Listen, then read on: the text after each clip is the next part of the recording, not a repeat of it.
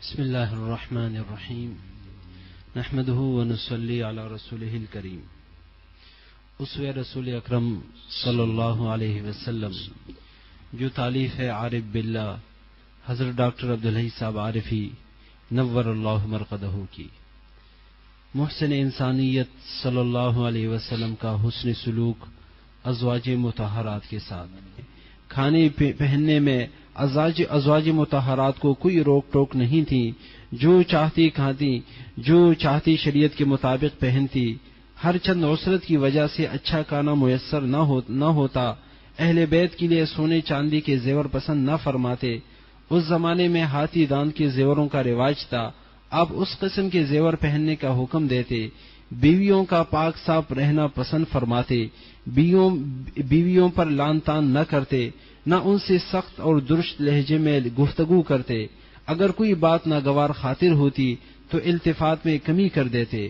حضرت عائشہ رضی اللہ عنہا فرماتی ہیں کہ جب حضور صلی اللہ علیہ وسلم گھر کے اندر تشریف لاتے تو نہایت خندہ پیشانی کے ساتھ مسکراتے ہوئے داخل ہوتے. سبحان اللہ.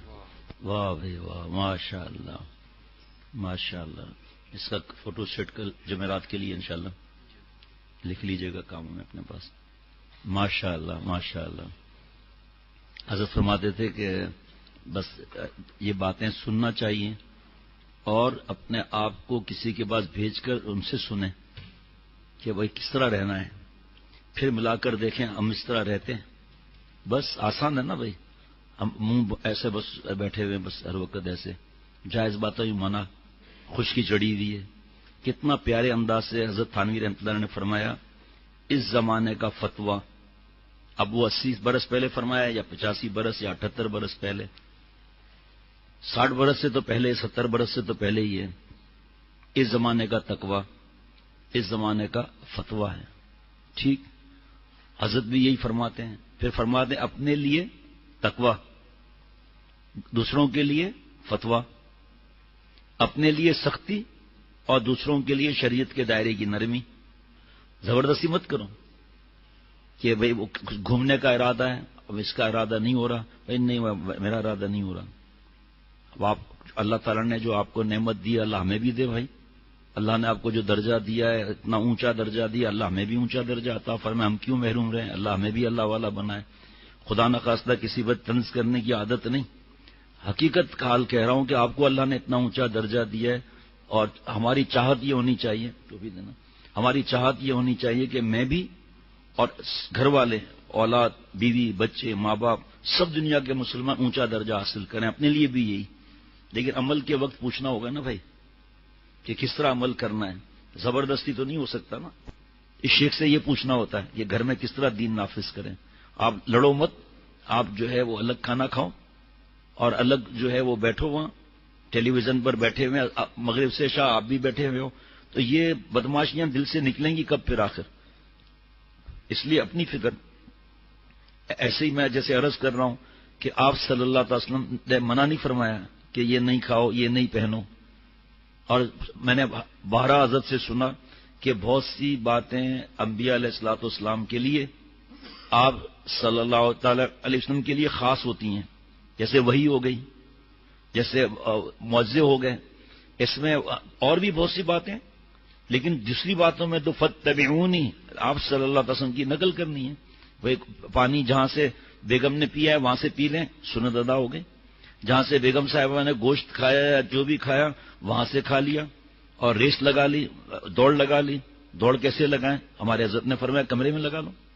اب وہ جگہ تو نہیں ملے گی جہاں کوئی نام محرم نہ ہو، ایسی جگہ تو نہیں ملے گی. فرمایا کمرے میں آہستہ آہستہ چلو، بیوی جیت جائے گی. پھر اس کے بعد کچھ دنوں کے بعد کہو دوبارہ ریس لگانی ہے، 2 قدم آگے بڑھائے جیت گئے. اور یہ آپ صلی اللہ علیہ وسلم کی نقل کر لی کہ اس دن کا بدلہ ہو گیا. اور بھی ہزاروں آپ صلی اللہ علیہ وسلم کی ادائیں ہیں، ہم نقل کریں گے، اللہ ہم سے محبت فرمائیں گے. آپ صلی اللہ تعالی علیہ وسلم فرماتے ہیں مفہوم، جس نے میری سنتوں کو زندہ کیا اس نے مجھ سے محبت کی، جس نے مجھ سے محبت کی جنت میں میرے ساتھ رہے گا. تو یہ تڑپ تو تھوڑا ایمان ہو اس کو بھی ہوگی، چاہے شرابی ہوگا کہ یا اللہ میں گناہ چھوڑ دوں، میں کب تک گناہ کرتا رہوں گا، اے اللہ کب تک آپ سے دور رہوں گا. اے اللہ دوری کو مٹا دیجیے، اپنا بنا لیجیے، ذرا سا مزہ پائے گا اس کا، جیسے بھائی ایک آئس کریم آدمی لے رہا ہے، اس کو فوراً دل چاہے گا کہ بیوی بچوں کے لیے بھی لے جاؤں. تو پھر اللہ کی محبت میں اگر کسی کو کچھ ملا، نماز کی نعمت ملی، وہ نہیں چاہے گا کہ میری اولاد نماز کی پابند ہو جائے، فجر کی نماز میں ساتھ چلے، لیکن اولاد کو مارے گا تھوڑی. یہ تھوڑی کہے گا روزانہ کہ تم منحوس ہو اسی لیے رزق میں برکت نہیں ہو رہی. وہ تو پتہ ہے، حدیث پاک ہے کہ گناہوں کی وجہ سے رزق تنگ ہو جاتا ہے، لیکن وہ اس کو پتہ ہے، اس کو پتہ نہیں ہے نماز فرض ہے، اس کو پتہ نہیں مسجد میں جانا واجب ہے، اس کو پتہ نہیں اذان ہو رہی ہے. اب بھائی اٹھائیں گے، ہم اٹھائیں گے، غصہ اس وقت بھی نہیں کریں گے، تم اٹھتے ہی نہیں ہو، دماغ خراب کر دیا ہے، صبح سویرے گھر کی آواز باہر جا رہی ہے، وہ سمجھیں گے بیوی کو اٹھا رہا ہے. صرف بات یہ کہ اپنا رویہ ہم صحیح نہیں رکھتے. آپ صلی اللہ علیہ وسلم آپ نے سن لیا، گھر میں مسکرا کر داخل ہوتے تھے، ہم کس طرح داخل ہوتے ہیں؟ ایک روایت میں سلام کرتے تھے آپ صلی اللہ تعالی علیہ وسلم. ہمارا کیا حال ہے؟ میں بیان کرتا ہوں، پہلے مجھے کوئی سلام کرے اور مسکراتے ہوئے داخل. جب شیخ کے پاس ہی مسکراہٹ نہیں تو گھر میں کیا مسکراہٹ ہوگی؟ کیا خیال ہے؟ شیخ کے پاس ہی ایسے بیٹھے ہوئے ہیں، یہ تو ہو ہی نہیں سکتا کہ شیخ جو کہہ رہا ہے اس کے سامنے نہیں مسکرا رہے، تو گھر میں کیا مسکرائیں گے؟ کوئی صاحب کہتا ہے میں فیکٹری فٹڈ ہی ایسا ہوں، میرا چہرہ ہی ایسا ہے، اس پر حضرت کا جواب دوں گا. خدا نخواستہ پولیس نے روک لیا ہے، I D card, passport, immigration, وہاں بھائی کہاں جا رہے ہو؟ جی دبئی جا رہا ہوں بھائی جان، دبئی جا رہا ہوں. ویزا ہے؟ جی بھائی جان آپ خود دیکھ لیں ویزا ہے، وہاں آکڑ کے دکھاؤ. Blood pressure.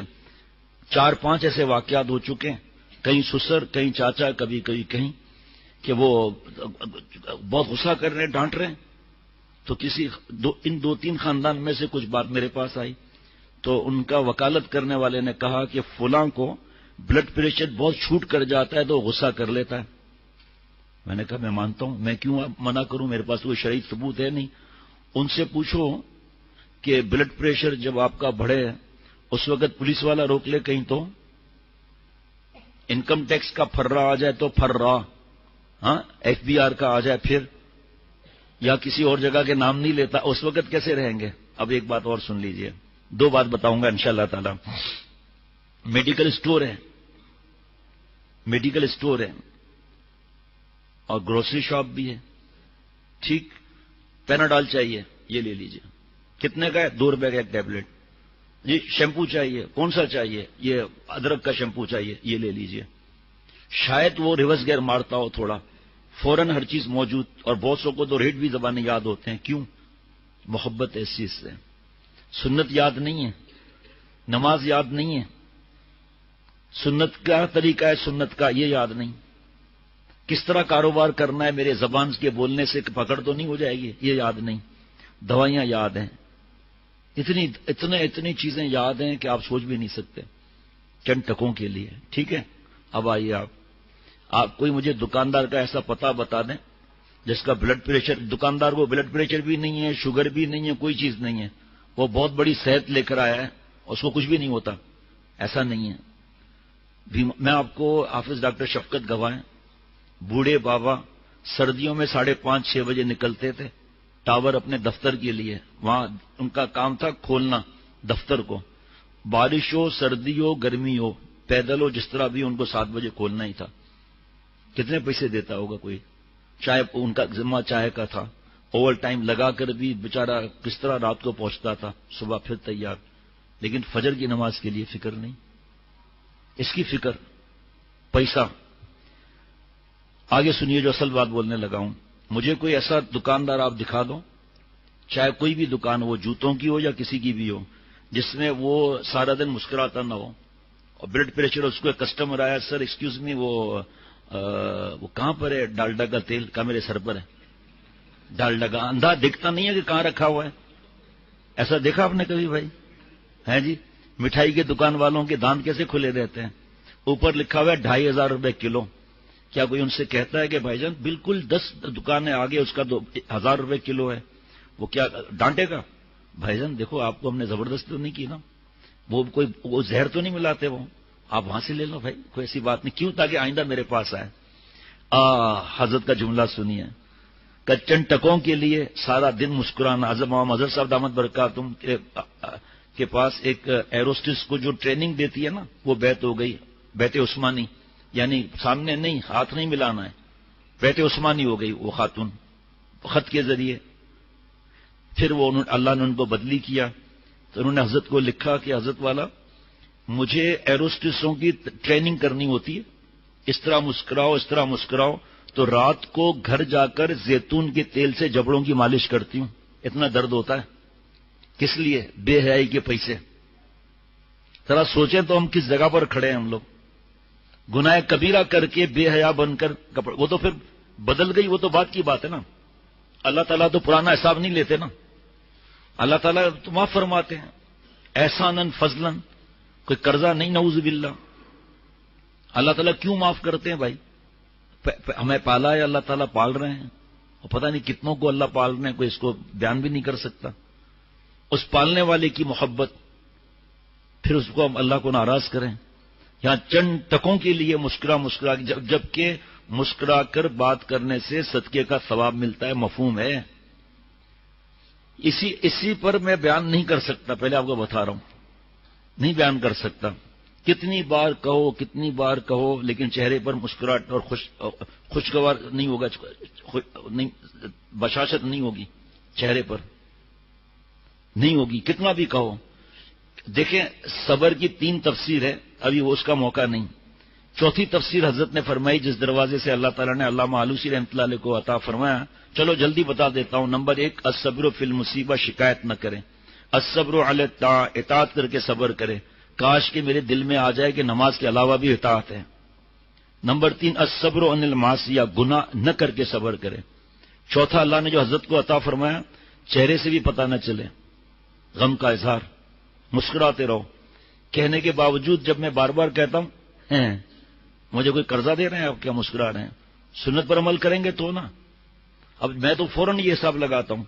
ایک صاحب، ان کے گھر والوں نے بھی کہا، اس نے خود بھی کہا، گھر والوں نے کہا کہ یہ گھر میں مسکراتا نہیں ہے، تو حضرت والا کے پاس میں لے گیا ان کو، وہ خود بھی ان کو پتا تھا کیوں لے جا رہا ہوں میں نے حضرت والا سے عرض کیا کہ حضرت جی، شیخ العرب العجم عارف باللہ حضرت مولانا شاہکی محمد اختر صاحب رحمۃ اللہ علیہ سے عرض کیا، حضرت جی یہ ان کے گھر والوں نے مجھے بھیجا ہے، یہ مسکراتا نہیں ہے یہ۔ تو فرمایا ارے بھائی میرے سامنے تو مسکرا رہا ہے۔ میں نے کہا حضرت یہی تو مسئلہ ہے، آپ کے سامنے مسکراتا ہے، گھر نہیں مسکراتا۔